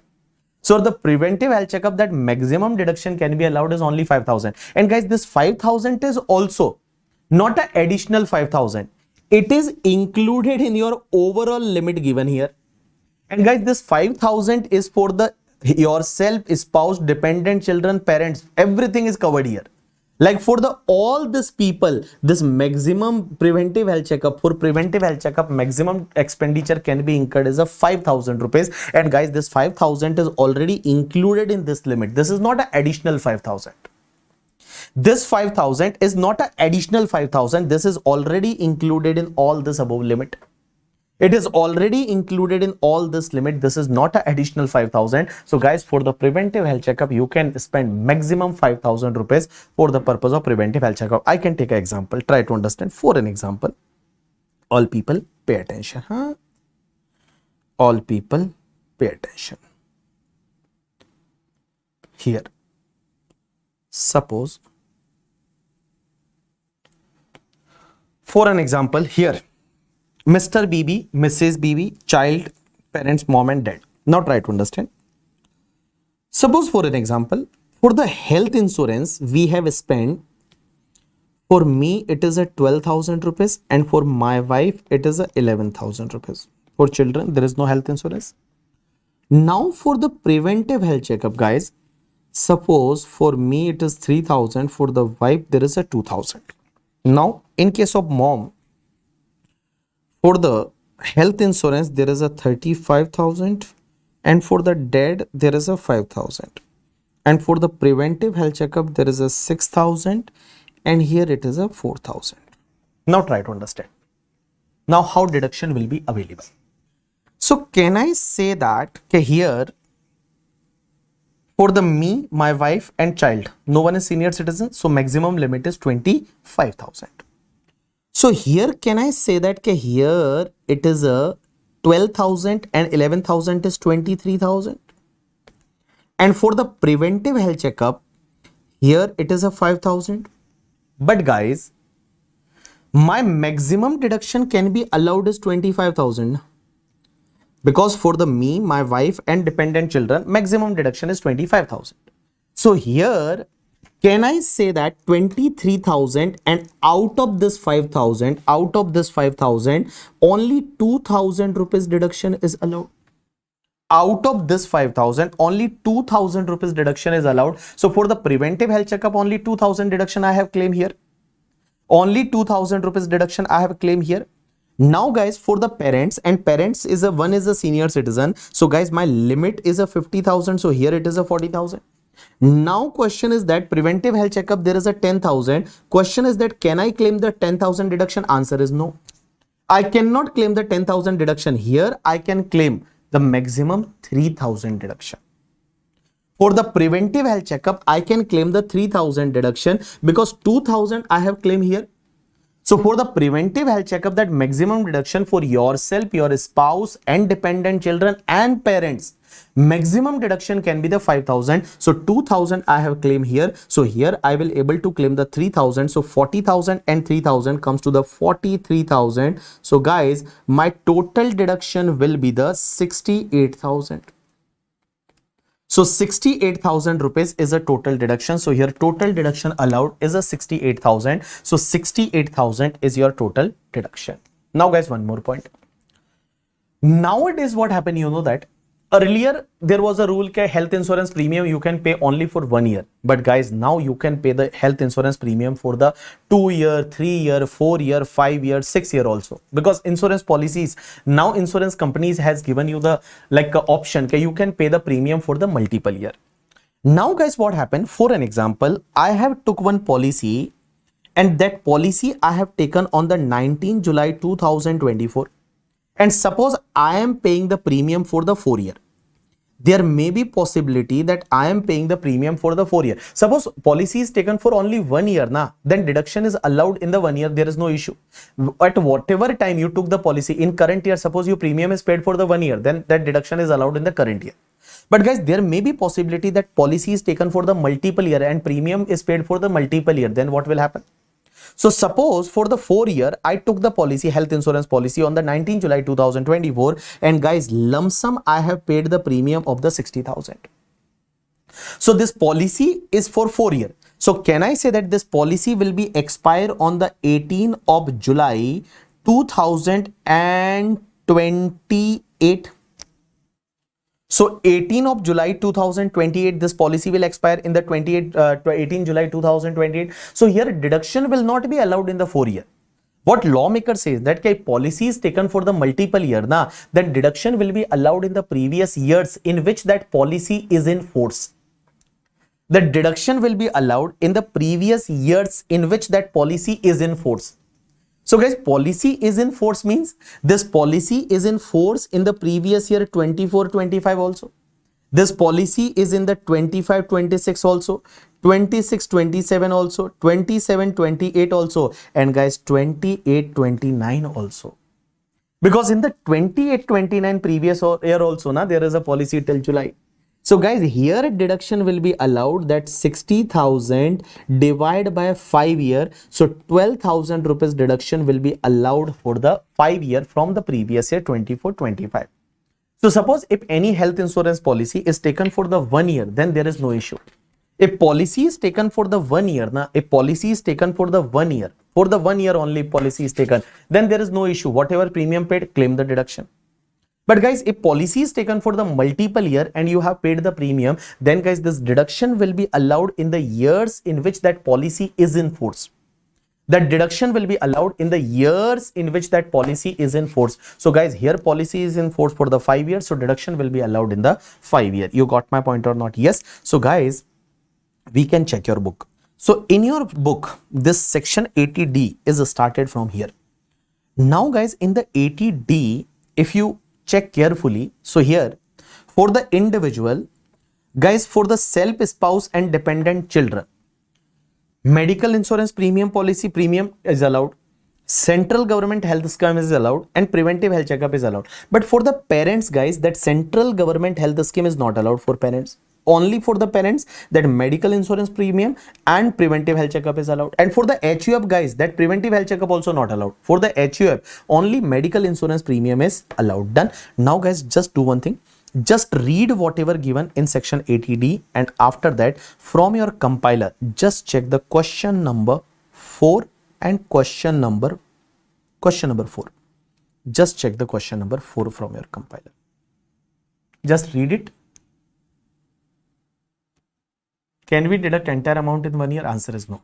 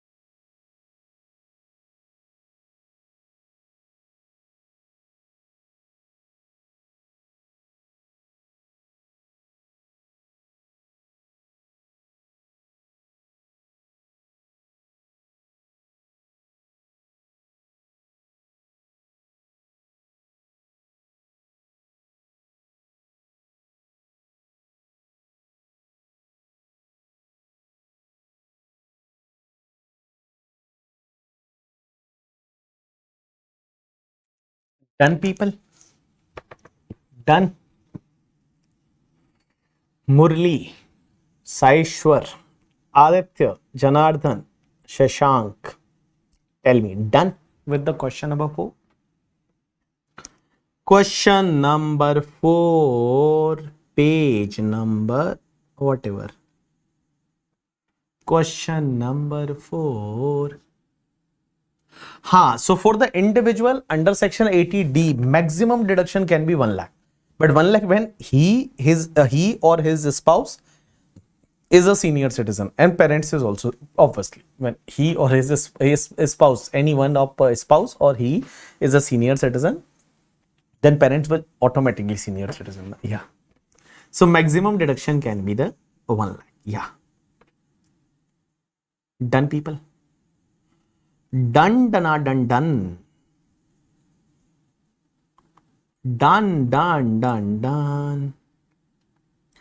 अरे रे रे ये क्या हुआ, मैंने ना ये जाना. अरे तुमने पुष्पा देखी क्या? पुष्पा झुकेगा नहीं. मैंने I heard that this is the very good movie. Is it? But if it is a very extra acting then I don't like the movie. I have seen one movie that extra acting, lots of acting, fighting and all. So how's the Pushpa? How's the review of the Pushpa? Tell me. It is the worth to watch Pushpa 2? Pushpa.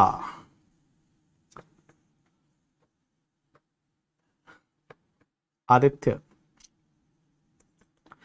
Dhanu says that.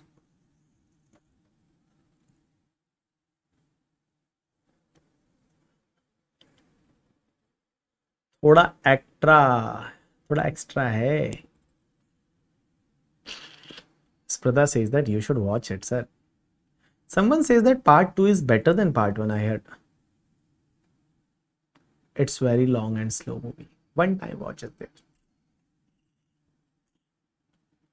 Blockbuster. It is a blockbuster. Okay, it is from Telugu and Telugu film.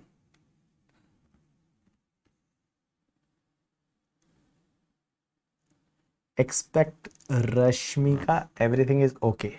That is what I heard. Okay. Time pass है sir, time pass. कभी थोड़ा देख के आ जाओ जब free हो तब. एक बार देख सकते हैं. Yes, surely I will watch this movie this weekend mostly. Done. So we have completed the 80D.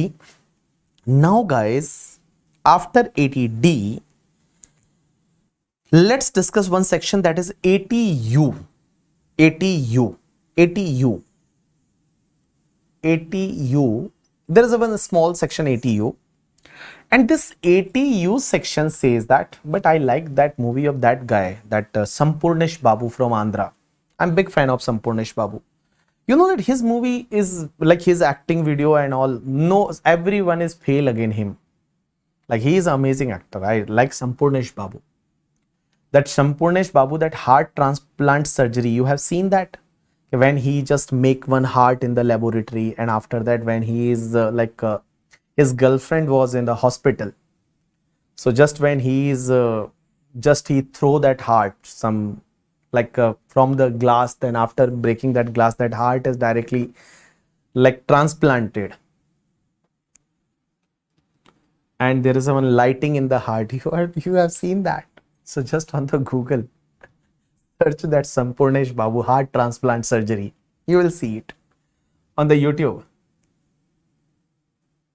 Okay, that name is a Hruday Kalyan movie name. Okay, Hruday. Okay, so it is a Hruday Kalyan movie.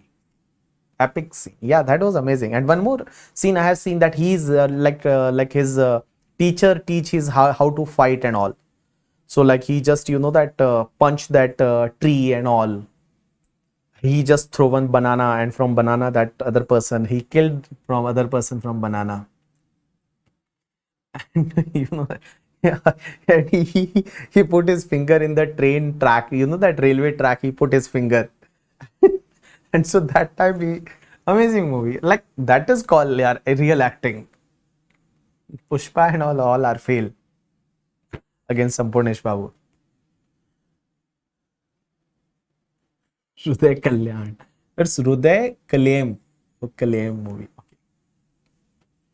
Okay. Done, done, done. I know only that Vijay. Vijay is from Vijay. Vijay, there are Vijay. There are three Vijay in the. One is the Vijay came into the politics now, I think. One Vijay. One is the one more Vijay. And I know Nayan Tara was in one of the movie, that Bollywood movie also.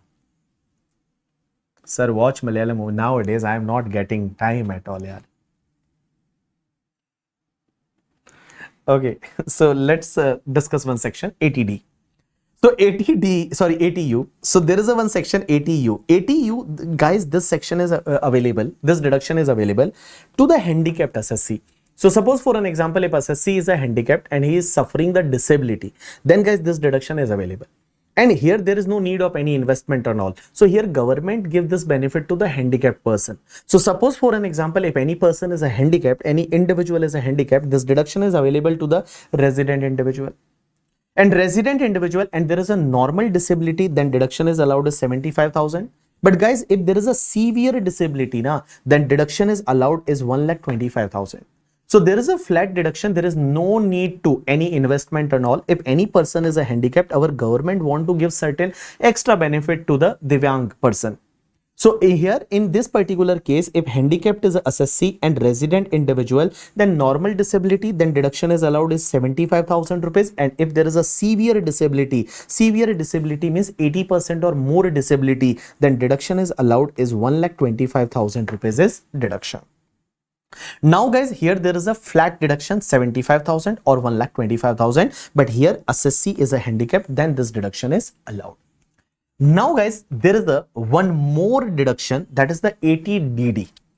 Now ATDD is basically ATDD is a medical treatment or maintenance of the handicap dependent relative. Means for an example, here SSC is not a handicapped. In the ATDD, SSC is not handicapped. Like any dependent relative is handicapped, and SSC is spending some amount for the treatment of that handicapped relative, or SSC depositing some amount with the insurance company for the maintenance of that HDR, that is handicap dependent relative. In this particular case, SSC can claim the deduction under section ATDD. So here guys, this ATDD deduction is allowed when like SSC's relative is a handicapped. And if relative is a handicapped and he is a dependent on you, and suppose you are spending the money either for the treatment of the HDR means handicap dependent relative, or for the maintenance of the HDR, if you are investing some amount with the like life insurance corporation and all, then you can claim the deduction under section ATDD. Now guys, under this particular section, there is a deduction is a flat deduction 75,000 or 1,25,000. Means if there is a normal disability, then deduction is allowed as 75,000. But if there is a severe disability, then deduction is allowed is 1,25,000. And guys, under this section, that deduction is allowed flat deduction 75,000 or 1,25,000, irrespective of the expenditure incurred. Suppose for the treatment, if only 10 rupees is incurred, then also deduction can be claimed as a 75,000 or 1,25,000. Here, actual expenditure is irrelevant. In this particular section, ATDD, like ATDD deduction is allowed to the resident individual or resident HUF. And guys, here if normal disability, then 75,000, severe disability 1,25,000. But for what purpose you have to spend the money? So here SSC should incur expenditure on either medical treatment or deposit any amount for the maintenance of such handicap dependent relative. Now guys, here irrespective of the expenditure, so even expenditure is incurred for 10 rupees. Or for the amount is deposited for maintenance even for 10 rupees, then also here there is a deduction is a flat deduction of 75,000 or 1,25,000. But here relative means for the individual, relative will be the near and dear relative, either spouse, brother, sister, children, mother and father. So here dependent relative include for the individual, that is spouse, children, mother, father and brother, sister. And if they are the dependent on you. And for the HUF, any dependent member of the HUF. Now guys, you may may be thinking that, sir, there is a one section ATU, and ATU deduction is allowed to the deduction is allowed to the assessee who is a handicapped. So if assessee is a handicapped, then he can claim the flat deduction of 75,000 or 1,25,000 under section 80U. But suppose if assessee is not a handicapped, his relative is a handicapped, handicap dependent relative, and for the maintenance or for the treatment, if any expenditure is incurred, then guys, flat deduction 75,000 or 1,25,000. Now here question is that, sir, in this case, there may be possibility now both are claiming the deduction. Because if handicapped person, he can claim the deduction in the ATU, and his relative is spending for the purpose of this person can claim the deduction under section 80DD. Sir, is it possible? Answer is no. Because guys, remember, suppose for an example, if any person is a handicapped and he is earning income, then he will claim the deduction in ATU. And when he is earning income, then how he can dependent on any other person? Guys, if any person, suppose for an example, there is a person name is a Raju. Now Raju is a handicapped. So Raju can claim the deduction under section 80U if he is earning. And guys, when he is earning, then obviously he is not dependent on any other person. Na? But suppose he is not earning, then there may be possibility that he is dependent on any person, any other person. So when he is not earning, it means he is a dependent on any other person. When he is not earning, then he is dependent on any other person. So when he is not earning, then obviously he will be dependent on, suppose, his family member. So in this particular case, his family member can claim the deduction under section 80DD. But under section 80DD, guys, here there is a 75,000 or 1,25,000 is flat deduction. But what you have to do here, assessee should incur the expenses on medical treatment or deposit any amount for the maintenance of such handicap dependent relative. And guys, here handicap dependent relative will cover for the individual, that near and dear relative, spouse, mother, father, brother, sister, and children. And for the HUF, any dependent member of HUF. Now there is one note is given. What this note says? Deduction will be reversed if dependent handicapped relative receive the annuity before the death of the assessee. Now guys, suppose for an example, my any relative is a handicap. So I will deposit in his name. But guys, before the death of me, if he is getting the annuity, then guys, whatever deduction we claim, that will be reversed. Or guys, before attaining the age of the 60 years of assessee, means I have not attained the age of the 60 year, and before that he is getting the annuity, then guys, whatever deduction I have claimed, that will be reversed. So what I am saying, that try to understand. Suppose for an example, I am a assessee, my any relative is a dependent, and if he is a handicapped, and I have deposited some amount for the maintenance or treatment, in that particular case, I am claiming the deduction. But guys, suppose I have deposited with any insurance company and all for the maintenance of that HDR, handicap dependent relative, then that person handicapped should receive the annuity only after my death,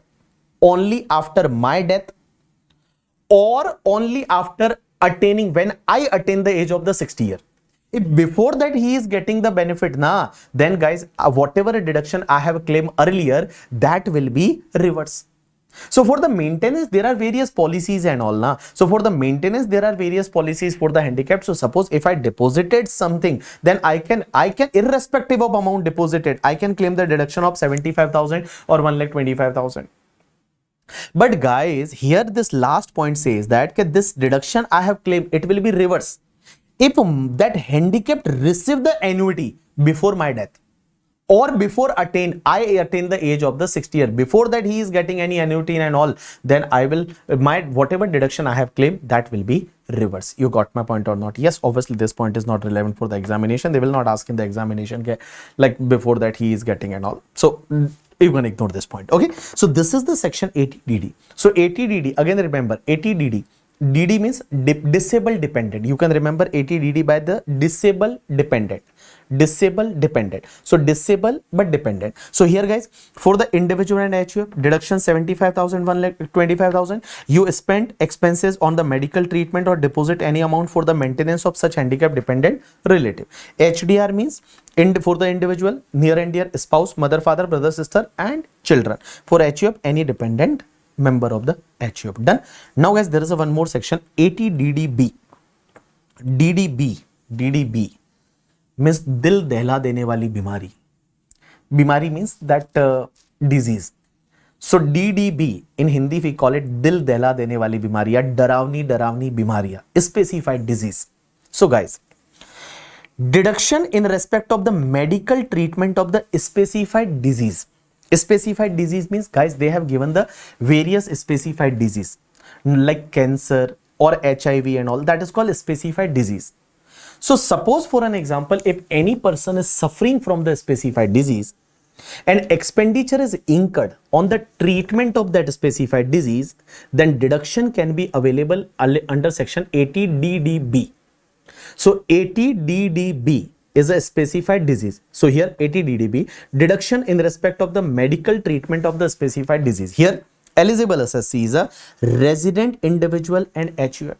Deduction is allowed only to resident individual and HUF. But what is the amount of deduction? So here deduction allowed is actual expenditure on the treatment, means whatever actual expenditure on the treatment, or guys maximum 40,000 or 1 lakh. Now 40,000 in case of the normal patient, but suppose patient is a senior citizen, then guys here there is a 1 lakh rupees limit. So whatever actual expenditure or 40,000 or 1 lakh, whichever is lower, and guys if any amount is received from insurance company as an insurance claim, so that will be reduced.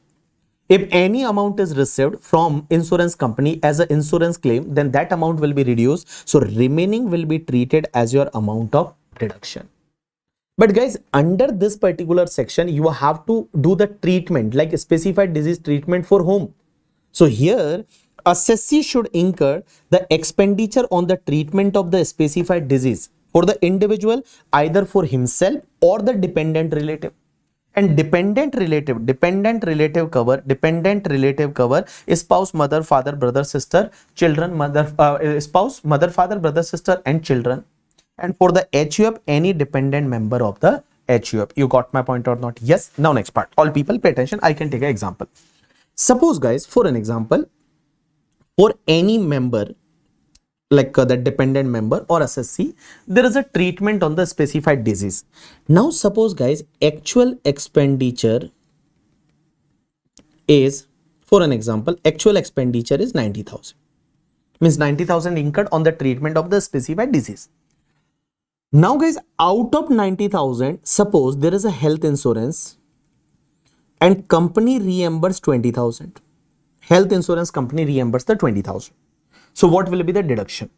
So actual expenditure is the 90,000, and suppose that patient is not a senior citizen, so maximum is 40,000. So can I say that lower comes to the 40,000? Here lower is the 40,000. Now guys, out of this 40,000, whatever received from insurance company, insurance claim is 20,000. So can I say that here deduction is allowed is only 20,000? Here deduction allowed is only 20,000. Here deduction is allowed is only 20,000. Now guys, suppose for an example, here insurance company paid us 60,000, then what will happen? So here 90,000 or 40,000, lower is 40,000. Insurance claim itself is 60,000. So here remaining is a nil, means here deduction is not allowed. So under this section, deduction will be allowed whatever your actual expenditure on the treatment, or maximum 40,000, or patient is a senior citizen, then 1 lakh, whichever is lower, and minus insurance claim received, just reduce that. Remaining will be the deduction under section 80 DDB. Done. So guys, here we have discussed the 3 section from the 80D series. Now I am just going to revise all 3 section. Try to understand what was this 3 section. Try to understand. All people pay attention. So we have discussed, one is section 80D, second was 80DD, and third was 80DDB. There are 3 sections: 80D, 80DD, and 80DDB. Now 80D, that expenditure on either mediclaim or central government health scheme, preventive health checkup, or medical treatment.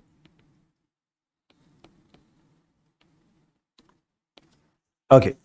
After that, in the 80DD is basically treatment or maintenance of HDR. HDR means handicap dependent relative. And guys, ATDDB is for the treatment of specified disease. Specified disease. Now guys, try to understand what all are the difference in three section. ATD section is basically applicable for individual and HUF, but ATDD is applicable to resident individual and HUF, and here also it is applicable resident individual and HUF. So this two section are for resident individual HUF, and this first section is for individual and HUF. Now next part. Now guys, this mediclaim deduction and all ATD is available for the individual and HUF. And guys, for individual, can I say that individual should take the health insurance policy? Individual should take the health insurance policy for the either for self or spouse or dependent children. Spouse, self, spouse or dependent children, and for the parents. And guys, there was a limit of deduction. Here maximum limit was 25,000, but for senior citizen there is a 25,000 additional, and for the parents also it is 25,000, but for senior citizen that 25,000 is additional in that section. And for the HUF, guys, for the HUF, the deduction was maximum 25,000 and plus 25,000 for the senior citizen. Done. Now in the second example, second case, resident individual HUF, treatment or maintenance of HDR. Guys, here remember, HDR means handicap dependent relative, and guys, here dependent relative will cover spouse, mother, father, brother, sister and children. Spouse, mother, father, brother, sister and children. And guys, for the HUF, obviously dependent member. And here deduction is the flat deduction of 75,000 or 1,25,000 irrespective of your expenditure. Means irrespective of your expenditure, deduction is 75,000 or 1,25,000. Normal disability 75,000, severe disability 1,25,000. And guys, treatment of the specified disease here, like specified disease, that treatment should be either for individual himself or dependent relative. And guys, relative means spouse, mother, father, brother, sister and children. Spouse, mother, father, brother, sister and children. Spouse, mother, father, brother, sister and children. And guys, here there is a limit of the maximum deduction is 40,000, or in case of senior citizen patient, it is a 1 lakh rupees. So maximum deduction is 40,000 or 1 lakh rupees. Maximum deduction is 40,000 or 1 lakh rupees. करके ठीक है 40,000 or 1 lakh rupees. Okay guys, now I am going to tell you one thing that you have to remember. Guys, in all the deduction, whole deduction topic, that dependent word comes only in the ATD series. In any other sections, there is no dependent word. So dependent word, that AT dependent word, dependent D, that dependent word is only comes in the ATD series. ATD series means, guys, under ATD there is a dependent children. Here it is a dependent children. ATDD there is a dependent relative, and ATDDB there is a dependent relative. So remember, this ATD dependent word comes only in the ATD series. For the ATC or any other section, there is no dependent word. And in the ATD, remember, there is a dependent children. ATDD there is a dependent relative. ATDDB there is a dependent relative. So remember that dependent word comes only in the ATD series. Dependent words comes only in the 80D series, not in any other section, not in any other series. You got my point or not? Yes. So this is the completion of your 80D series. After that, let's discuss one more small section, and after that I will leave you. One is the 80E section. 80E you can remember by way of the education. 80E is a education. So guys, if you have taken any educational loan, it is allowed on the educational loan. So guys, educational loan is taken. Educational loan means any loan for the higher education. Higher education means any course after 12th standard is called higher education. Any course if you do after 12th standard is called higher education. So any course after 12th standard is called your higher education. So if any loan is taken for the higher education in India or outside India, like from abroad you are studying or from India you are studying, an educational loan, then guys on the interest you can claim the deduction. And on interest you can claim the deduction for the 8 consecutive year from the year in which first you start paying the interest.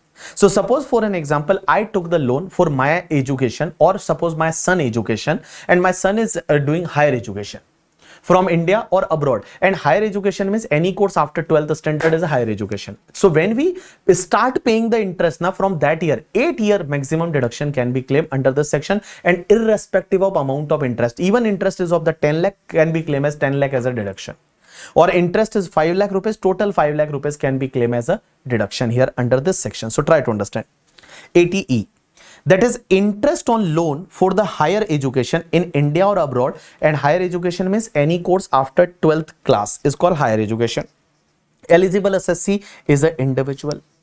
Now amount of deduction is a interest amount for a period of 8 consecutive year starting from the year in which assessee start paying the interest.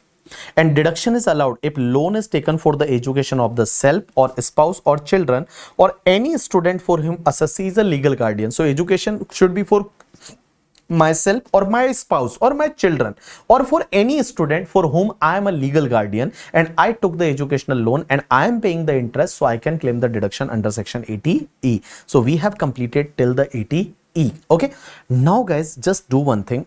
In your compiler, just check the question number 5 and question number 6. Question number 5 and question number 6. Just check the question number 5 and question number 6. Just check the question number 5 and question number 6.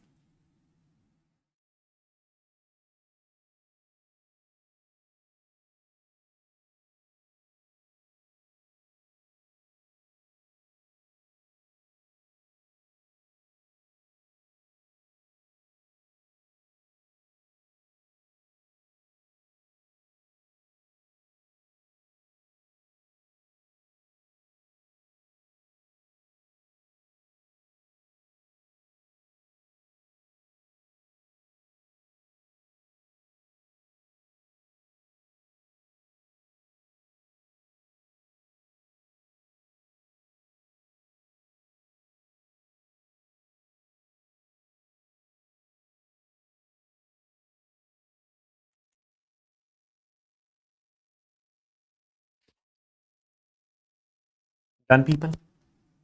Say done. Done, done, done, done. Okay, you are doing. Just do it.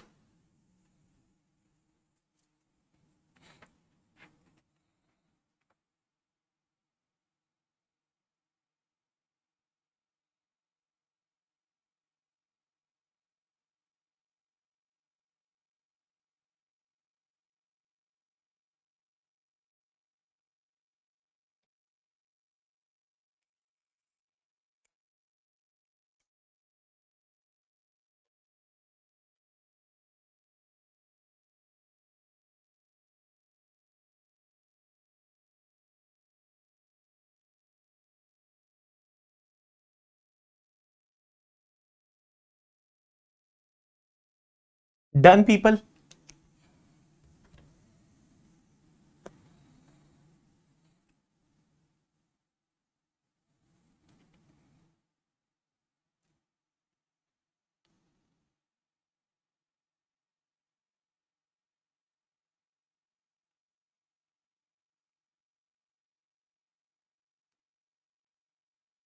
Sir, father include grandfather? No, no, no, no, no. Only your mother, father, brother, sister, and children and spouse. Only they are relative. Grandfather is not a relative here.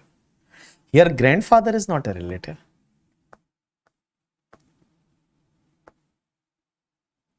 Okay, guys, done.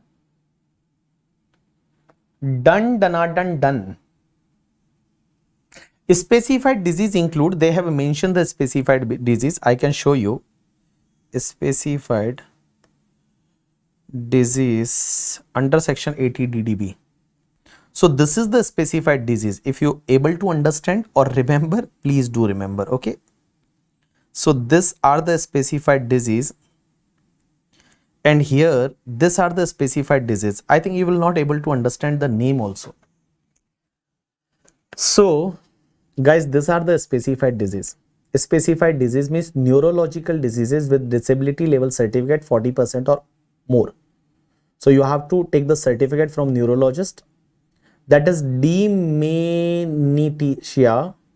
dystonia musculorum, deformanus, motor neuron disease, ataxia.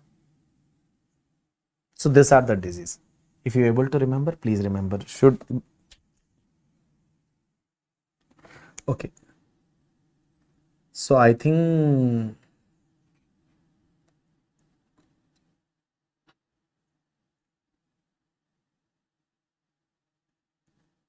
no, God, no one should suffer from this type of the disease. So this all are specified disease. Okay. So just you have to remember 80 disease as per specified disease. That's it. So this is name is given in the examination. They will not ask you, okay, please tell me what are the disease covered under section 80 DDB. You will not able to understand or remember one name also. It's all our scientific name. Done, people.